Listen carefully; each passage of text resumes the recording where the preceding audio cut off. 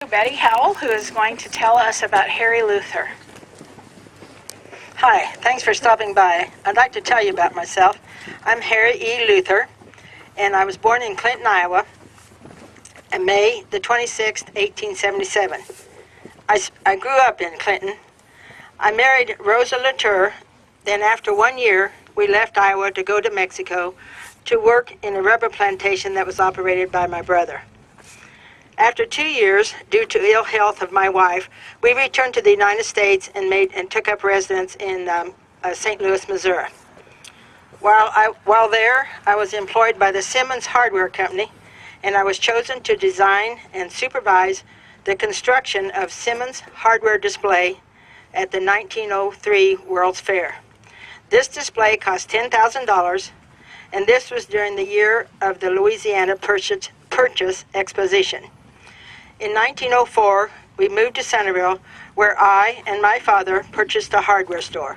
This store was on the north side of the square where Mitchell's floor covering is today. We had everything in our store, and we became an area store because we had everything for people to come from everywhere around to shop at our store. After this adventure, I became Centerville's first automobile dealer. For 5 years, I handled the Ford machine exclusively, but then I also handled the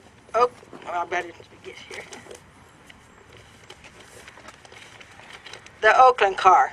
I ordered 4 cars to start with, and they were ordered for Dr. W.A. Harris, Dr. Branford and Otis Dirch, and Dr. C.P. Tillmont.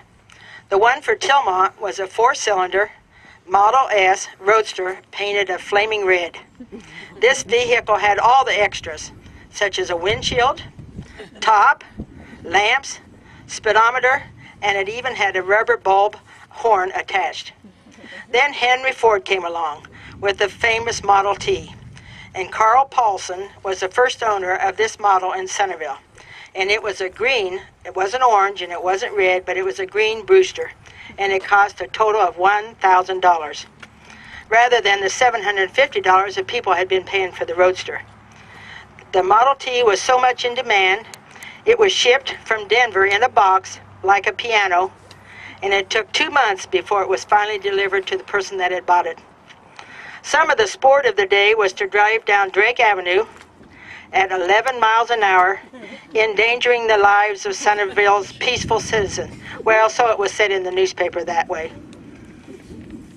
Also, as a sideline, I edited, distributed, and set up theater installation in the surrounding areas.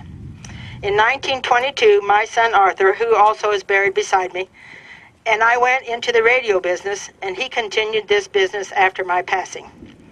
Here's some more bits and pieces of trivia about me.